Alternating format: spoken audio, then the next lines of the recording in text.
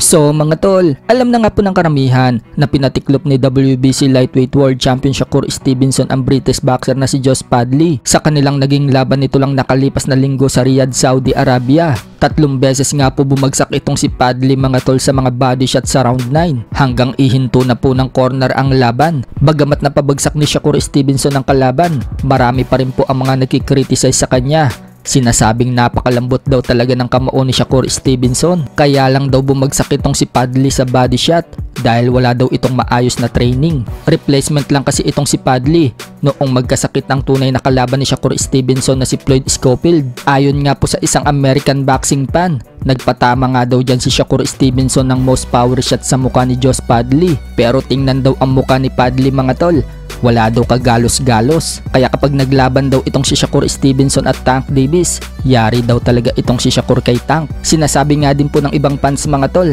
na si Shakur Stevenson pa nga daw yung nagalusan sa muka. Samantala, pinagmalaki naman po ni Shakur Stevenson sa post niya na wala daw umanong boksingero na makakatalo sa kanya. Pinagtanggol nga din po si Shakur mga tol ni 3 Division Female Undisputed Champion na si Claressa Shields. Wika nga po ni Claressa Shields mga tol, panay iyak daw ng mga kritiko ni Shakur Stevenson kahit na naka-score na daw ng knockout si Shakur. Hindi pa rin daw masaya ang lahat. Kitang-kita naman na great fighter daw talaga si Shakur Stevenson. Habang sinabi naman ni former world champion Rolly Romero na si Shakur Stevenson daw ang isa sa greatest technical fighter sa henerasyon na ito. Pero ganun pa man, hindi daw sinusubukan ni Shakur Stevenson na in-knockout yung mga kalaban, habang si Devin Haney at least umano, sinusubukan na in-knockout yung mga kalaban. Sa kabilang banda naman mga tol, matapos pong makaranas ng 2 sunod na talo si former world champion Tim Tszyu sa kamay ni Sebastian Fundora at Bakram Murtasalyev, muli nga po magbabalik sa lona si Tim Tszyu sa April 6. Asado na ang laban niya mga tol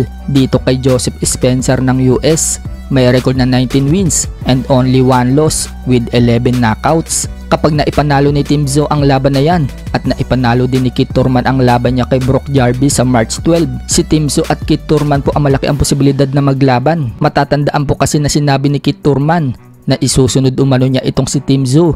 Tatapusin lang daw niya itong si Brock Jarvis. Sa iba pang balita mga tol, pinagmalaki po ni Filipino boxer Marlon Tapales ang kanyang nakolektang mga belts. Pinakita nga po niya ang kanyang 3 world title belts at 2 regional belts. Nag-umpisa daw siya sa walang-wala mga tol, at dahil daw sa hard work niya, nagbago daw ang buhay niya. Pero hindi pa rin daw siya tapos. Nagpapasalamat naman siya sa patuloy na naniniwala sa kanya, pati na din daw sa lahat ng mga kritiko niya. Sumukan nagbago talaga ang buhay ni Marlon Tapales mga tol. Ayon kasi sa isang website, umaabot ng 1 to 5 million US dollars ang kanyang kinita sa pagbaboxing. So kung 5 million US dollars ang kinita ni Tapales, aabot po yan ng 289 million pesos sa pera natin. Napakayaman na pala ni Tapales mga tol.